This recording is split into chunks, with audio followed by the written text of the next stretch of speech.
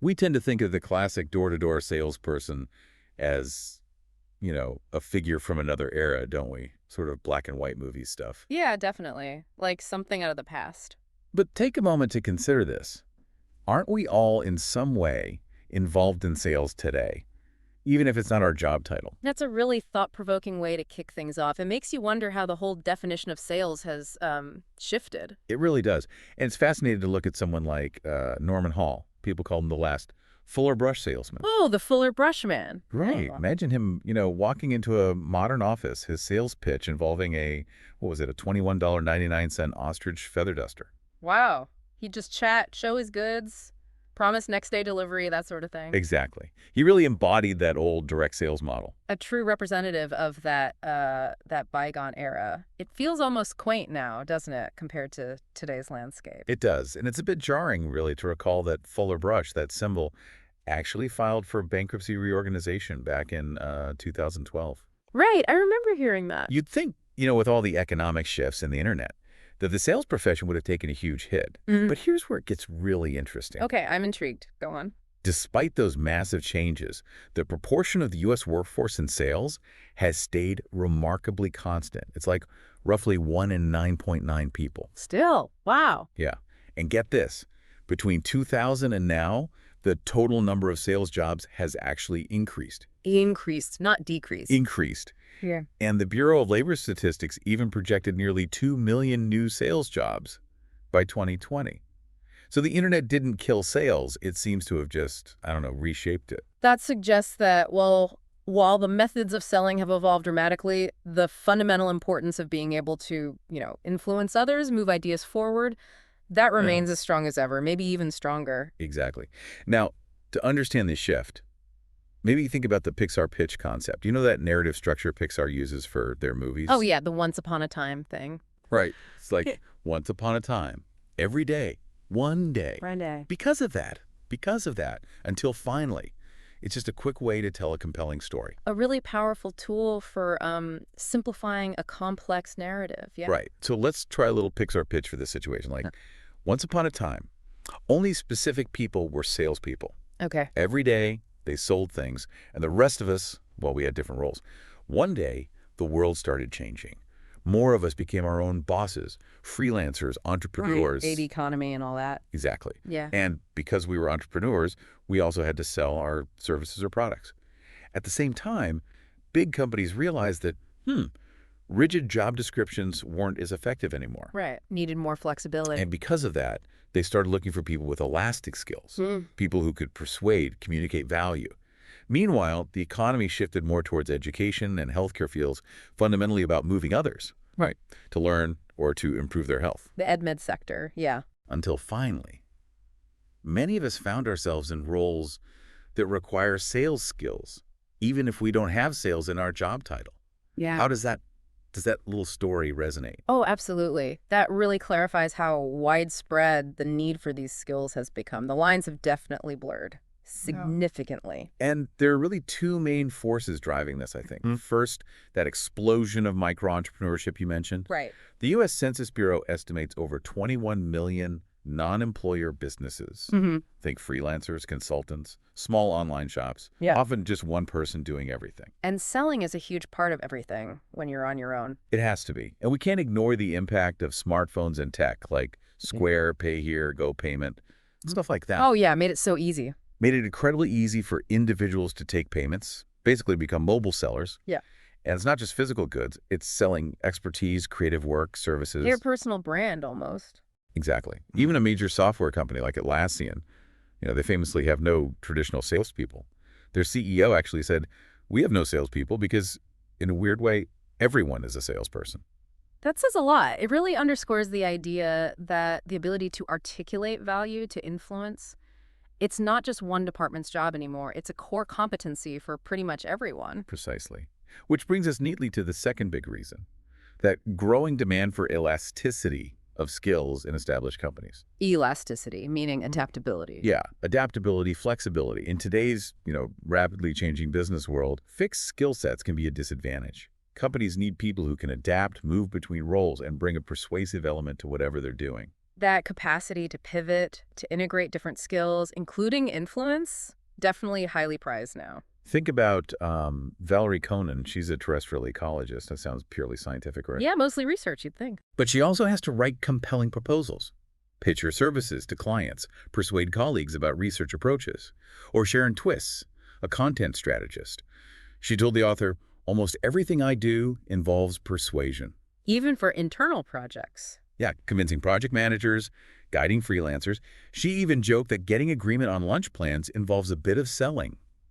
As she put it, people who don't have the formal authority often have to find other ways to exert influence. Those examples really hit home. Influence goes way beyond formal sales roles. It's about effective communication, gaining buy-in, all those things. And this is super clear in the EdMed sector, Yeah. education and healthcare. Right, you mentioned that. Think about it.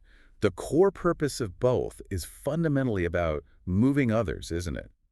A teacher wants to move students to learn. A doctor wants to move patients towards better health choices. That's an interesting way to frame it. It highlights that persuasive element that's often maybe implicit. Exactly. And these sectors are huge and growing. Healthcare was projected to see a, 25 to 31% job increase by 2020. Some people even talk about a white coat, white chalk economy dominating. So skills in moving others are becoming even more central to the whole economy. Seems like it. It reinforces that the ability to connect, influence, often for positive change, is just increasingly crucial for how things work. Okay, makes sense. Now let's tackle something. The elephant in the room, maybe, Yeah. the often negative image of sales. Ah, yes. Pushy, manipulative. Those words definitely come up, but some companies are actively trying to change that. Look at CarMax, the used car retailer. Right, no haggling. Exactly. Yeah. They got rid of haggling, they're transparent about pricing, their commissions aren't tied to the final sale price. Yeah. Trying to build trust, remove that feeling of being taken advantage of. That's a really compelling example. Trying to redefine the experience, prioritize the customer over just high-pressure tactics. And it really challenges that old stereotype, doesn't it? The myth of the blockhead. The idea that sales is just for people who aren't, particularly sharp. Yeah, that outdated image. The reality is, as routine tasks get automated and information is everywhere, moving people today demands much more sophisticated skills. Intellectual agility, creativity. It's as complex as designing software or explaining a medical diagnosis. Absolutely. It implies that success now requires a deep understanding of needs, clear communication of complex stuff, and creativity to find solutions that actually resonate. Okay, so I think we're agreed.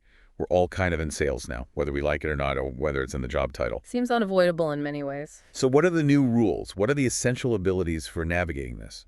Well, the author suggests 3 key ones: attunement, buoyancy, and clarity, the new ABCs. Attunement, buoyancy, clarity.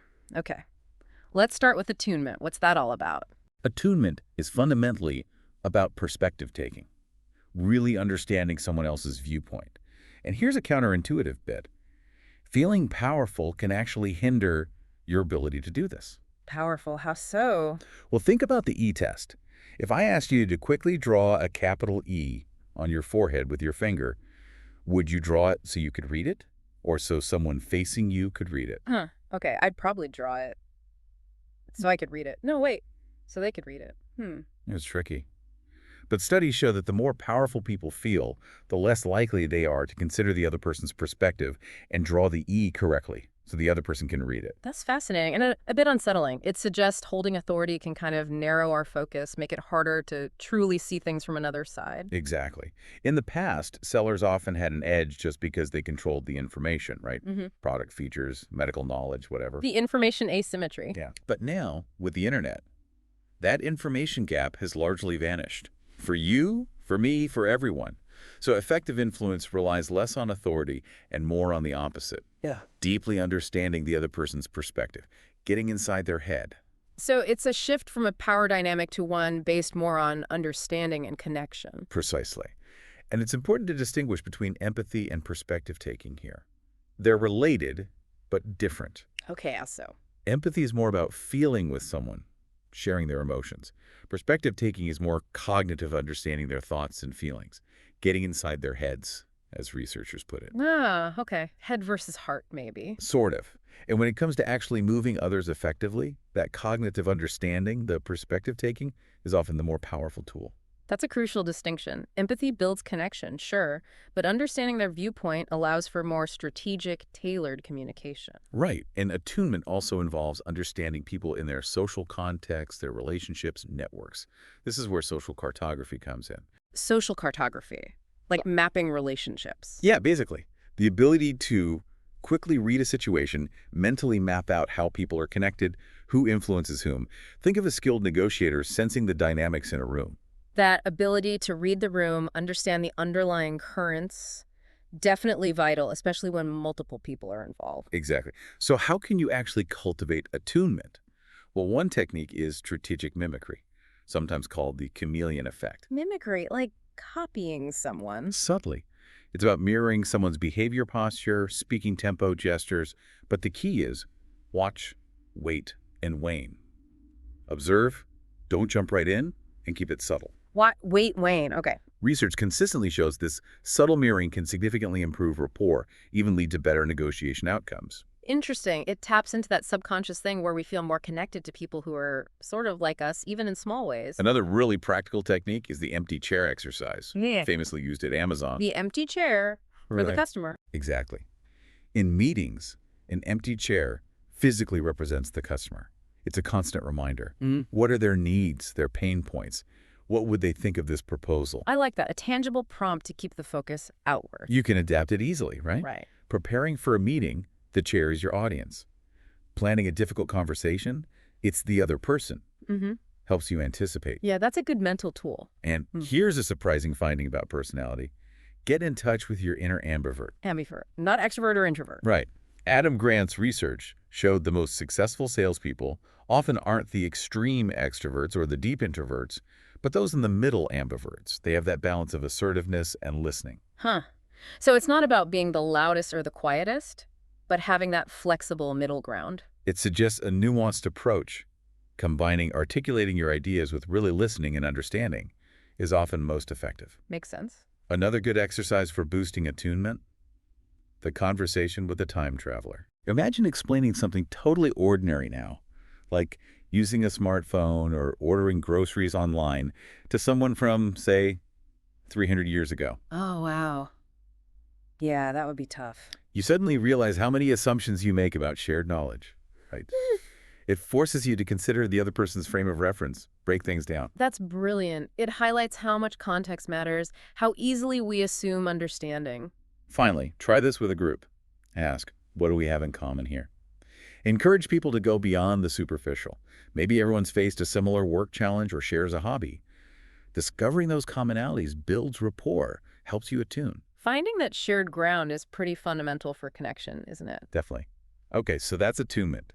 Now let's move on to the second ABC, buoyancy. Buoyancy, staying afloat, basically. Exactly. It's all about your ability to stay resilient, stay positive when you face the inevitable rejections and setbacks that come with trying to move others. Mental toughness, absolutely crucial when you're putting yourself or your ideas out there. Totally. And when it comes to preparing for potential rejection, research suggests something interesting. Interrogative self-talk might be better than just positive affirmations. Interrogative, like asking questions instead of saying, I will succeed. Right. Instead of I will succeed, try asking, will I succeed? Some researchers did experiments with anagram puzzles. The groups who asked themselves, will I, solved nearly 50% more puzzles than those who just told themselves, I will. 50% more just from asking a question. Yeah. Another experiment, people wrote will I 20 times, solved almost twice as many anagrams as those who wrote I will. That's really surprising. Why would that be? Well, the thinking is, the question form naturally prompts you to think of answers. And within those answers lie the strategies, the resources you might need. Ah, so it kickstarts the problem-solving part of your brain. Exactly. If you ask, can I make a compelling presentation? You might start thinking about past successes, your prep techniques you can use. Just affirming, I will make one, might feel good, but doesn't necessarily activate that how-to thinking. So it's about engaging more actively with the task, considering the how, not just the what. Interesting. Precisely. Now, that doesn't mean positivity is irrelevant, of course. Loads of research shows a positive mindset helps in influencing others. There's even that idea of a positivity ratio, suggesting a certain balance helps. Right. You can't just be negative all the time. And Norman Hall, the Fuller Brush guy, He definitely had that strong positive outlook. He'd say things like, I believe in these products. I know damn well you're going to have it for years. That genuine belief must have played a role. Oh, absolutely. Genuine conviction is persuasive. It conveys authenticity, builds confidence. But buoyancy isn't just about being positive before or during. It's also how you interpret negative events after they happen. Martin Seligman's work on learned helplessness and explanatory style is key here. Explanatory style, how you explain things to yourself. Exactly. He found people who give up easily often explain bad experiences as permanent. This will always happen. Pervasive. This failure affects everything. And personal. It's all my fault. Sound familiar? Oof. Yeah, that pessimistic explanatory style, it can definitely create a negative cycle, erode confidence. Right. But people with an optimistic explanatory style see negative events as temporary, just a setback. Specific, only applies here, and external factors beyond my control. Temporary, specific, external. Okay. When Norman Hall faced rejection, he'd find external reasons. Store was busy, manager was grumpy. They just didn't need brushes right then. He didn't take it personally. He just said, I'm a damn good salesman. You have to keep going. That's it. That's a great example. Reframing setbacks like that helps maintain motivation, resilience. And it's important to remember, buoyancy doesn't mean suppressing all negative feelings. Negativity can be useful. Useful? How? It can signal when we need to change course, when efforts aren't working. It's about allowing appropriate negativity, brief moments of frustration that then motivate you to learn and improve, not dwelling, but learning. So not toxic positivity, but using negative feedback constructively. Got it. Exactly. One final challenge to buoyancy, especially when moving people towards future goals like saving for retirement or healthier habits, is temporal discounting. Temporal discounting, valuing the present more than the future. Pretty much. We often struggle to connect with our future selves. It's like that future person is almost someone else. That makes it hard to prioritize long-term benefits over immediate gratification. Yeah, that future me can worry about it tendency. It's a real hurdle for persuasion around long-term choices. Definitely. Okay, so we've covered attunement and buoyancy. Now let's hit the third crucial element, clarity. Clarity, making sense of it all. In today's information overload, that feels like a superpower. It really is. And clarity involves two key things. First, solving problems. But maybe even more important today is the ability to identify new problems, problems others don't even know they have yet. Problem finding versus problem solving. Exactly. Some research suggests problem finders often achieve greater success than just good problem solvers. It shifts the focus, doesn't it? It really does. Highlights being proactive, identifying unmet needs, seeing opportunities others miss. Right. And in this age of just endless information, your ability to curate information for yourself and others is crucial for creating clarity. Curate, like filtering and organizing. Yeah. Beth Cantor suggests a three-step process. Seek, sense, and share.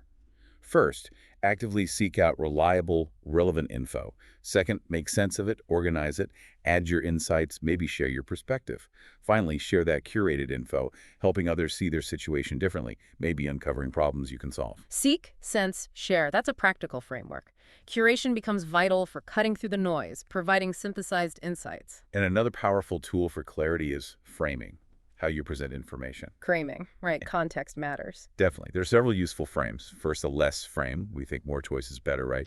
But too many options can be overwhelming, lead to inaction. The paradox of choice. Exactly. That famous jam study. More people stopped at the booth with 24 jams, but they were 10 times more likely to buy when only 6 jams were offered. Simplifying choices can make things more appealing. Less is more. Reduces that cognitive load, makes decisions easier. Then there's the experience frame. People often value experiences, travel, concerts more than material stuff, especially when thinking about happiness. Framing what you offer as an experience can make it more attractive. Taps into that idea that memories often bring more lasting satisfaction than possessions. The blemished frame is intriguing too. Including a minor negative detail can sometimes increase persuasiveness. Really? A negative detail? Like a study about hiking boots. People were more likely to buy when told they had great features but only came in 2 colors compared to only hearing the positives. That small negative boosts credibility, maybe. Makes it seem more real. The blemished frame suggests a bit of honesty about limitations can actually build trust, make the positive seem more believable. Then the potential frame. Focus on what could be, not just current achievements. Research shows emphasizing potential can be more motivating. Potential overproof. Sometimes, yeah. Like basketball fans were willing to pay a rookie more in their projected 6th year than a similar veteran in their actual 6th year. An ad saying a comedian could be the next big thing Yeah. got more clicks than he is the next big thing. Highlighting potential taps into our aspirations, maybe. More compelling than just past performance. Could be. But clarity isn't just about understanding a situation. It's also clarity on how to act. People need concrete steps. Right. What do you actually want me to do? Exactly. Studies show clear calls to action significantly increase follow-through. You need to be specific. Clarity of action, the essential final piece. Not just what to think, but what to do next. And to get clarity on other people's motivations, Michael Panthlon suggests asking 2 slightly irrational questions, often used in motivational interviewing. Irrational questions, like what a... Instead of asking, why aren't you doing X? Try. On a scale of 0 to 10, how important is it for you to do X? And then the key part, why did you pick their number and not a lower number? So you focus on why it is somewhat important, not why it isn't. Exactly. It bypasses defensiveness, gets them talking about their own intrinsic motivation. Clever, huh? Very clever. Gets around resistance, encourages self-reflection on their own values. Finally, always remember the power of compared to what. When framing an offer, contrast it with alternatives. Highlight its unique advantages, provide context for its value. Providing that clear point of comparison helps people understand the relative benefits. Makes sense. Okay, so we've got the new ABCs: attunement, buoyancy, and clarity. Now, how do we actually put these into action when pitching ideas in today's, super short attention span world? Right. The old elevator pitch feels a bit dusty. What works now for grabbing attention and conveying value quickly? Well, the author suggests 6 successors to that old elevator spiel. First, the one-word pitch. One word. Seriously. Yeah. Think about distilling your core message down to its absolute essence. What's the single most impactful word you want people to associate with your idea? Google used to be search. Remarkably concise. Memorable if you get it right. Second, the question pitch. We touched on questions earlier. Research suggests they can be more persuasive than statements, especially if your logic is sound. Because it engages the listener more. Exactly. Makes them think, arrive at their own conclusions. So instead of stating your case, frame it as a compelling question. Inviting them into the reasoning process, yeah, that can be effective. Third, the rhyming pitch. Remember, Cochrane, if it doesn't fit, you must acquit. Rhymes boost processing fluency. Makes messages easier to remember, maybe even feel truer. Leveraging rhyme. Makes it sticky, memorable. Fourth, the subject line pitch. Every email is basically a pitch for attention, right? Craft subject lines that pique curiosity, communicate value, make people want to open it. So true. The subject line is the gatekeeper in the digital world. Crucial first step. Fifth, the Twitter pitch. Extreme conciseness, delivering value in, 280 characters. Research found the best tweets often ask questions, share useful links, or offer genuinely helpful self-promotion. Tailoring the message for the platform forces laser focus on what matters. And finally, number 6, the Pixar pitch again. That narrative structure, once upon a time, every day, one day, because of that, until finally, just a powerful way to frame ideas as relatable stories. The power of storytelling provides a timeless framework, makes it engaging. So 6 options there. But when you're prepping any pitch, format aside, you absolutely need clear answers to 3 questions for yourself. Okay, what are they? 1, what exactly you want them to know. 2, what do you want them to feel? And 3, what specific action do you want them to do? Know, feel, do. That's a great compass. Keeps it focused, emotionally resonant, and action-oriented. Totally. And a couple of practical tips. Always practice pitches out loud. Hearing yourself helps refine delivery, catch awkward bits. Good advice. You always sound different in your head. And whenever you can, add a visual element.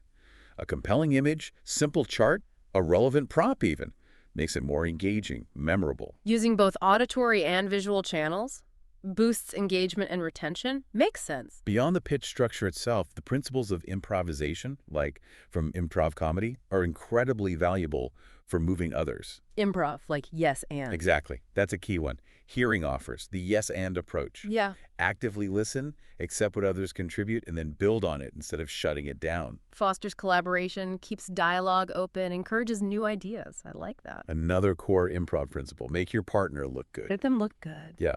It aligns perfectly with that win-win idea from negotiation, seeking mutual benefit. When you actively help others feel valued, look good, it ultimately reflects positively on you too. Focusing on mutual benefit, empowering others, creates a more positive dynamic, better outcomes for everyone. And remember, Epictetus, we have 2 ears and 1 mouth so that we can listen twice as much as we speak.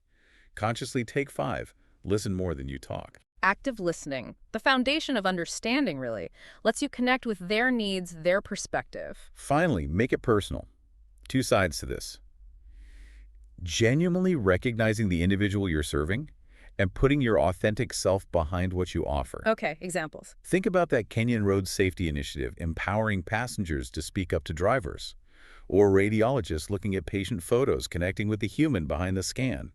Even a pizzeria owner sharing his personal cell number shows commitment. Personalizing the interaction demonstrates real care, builds stronger relationships, makes influence more impactful. And this all leads to the concept of servant selling, inspired by Robert Greenleaf's servant leadership. Servant selling, service first. Exactly. Prioritize service, genuine help, over just making the sale. The core questions are, if they buy this, will their life genuinely improve? And will the world be a slightly better place after our interaction? Wow, those are big questions. Shifts the focus from purely transactional to creating real value, positive impact. It does. And it means reevaluating who's doing whom a favor. Approach every interaction with respect, genuine curiosity. Aim for what Seth Godin calls "we both win" scenarios. The win-win. Fosters trust, builds long-term relationships. Absolutely. And always come back to those 2 fundamental questions of genuine service. If they engage with this, will their life truly improve?